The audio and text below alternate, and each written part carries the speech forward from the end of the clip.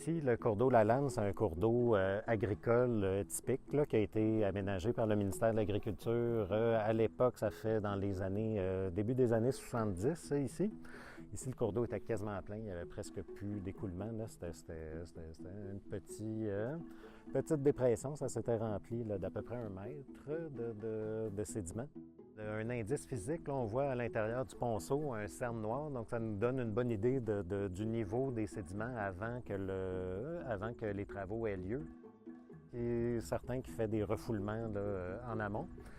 Et bon, on imagine le niveau qui se répercute dans le reste du cours d'eau. C'est notre démarche à Brome-Missisquoi. Quand on a des travaux d'entretien de cours d'eau, on essaie de comprendre comment ça se fait que le cours d'eau se remplit. C'est quoi faire un genre de petit diagnostic des problèmes.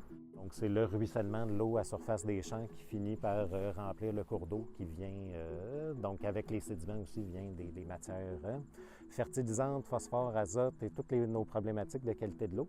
Il y a un impératif de drainage. Les terres agricoles ont besoin d'être drainées parce que c'est ça qui influence le plus les rendements agricoles. Mais comment on peut creuser des cours d'eau, rétablir le drainage, enlever les sédiments, mais améliorer aussi les fonctions écologiques de ces cours d'eau-là? Bref, il y a un enjeu ici de stabilité.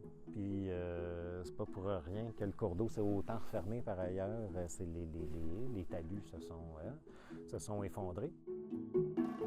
Ce qui a été fait, c'est un boudin dans une membrane de coco, un boudin de terre. Fait que finalement, c'est de la terre végétale qui est enroulée dans une membrane de coco qui a été mis en pied de talus comme une clé d'enrochement. La roche, ça marche, ça tient. Là, c'est très, très efficace pour la stabilisation, mais ça a l'effet inverse d'artificialiser les cours d'eau puis de réchauffer l'eau qui nuit aux espèces aquatiques. Fait que ça ne donne pas un milieu de vie qui est intéressant. Alors que ici, dans notre boudin, on a l'effet de stabilisation qui est là et il y a eu des plantations, des plantes hélophytes. Donc, finalement, c'est de l'herbacée. C'est des plantes semi-aquatiques qui sont mises là. Ces plantes-là se nourrissent d'éléments nutritifs qui se retournent dans l'eau. Nos plantes aquatiques vont venir pomper une partie de ça, puis vont le stocker dans leur biomasse, puis ça va aider la qualité de l'eau.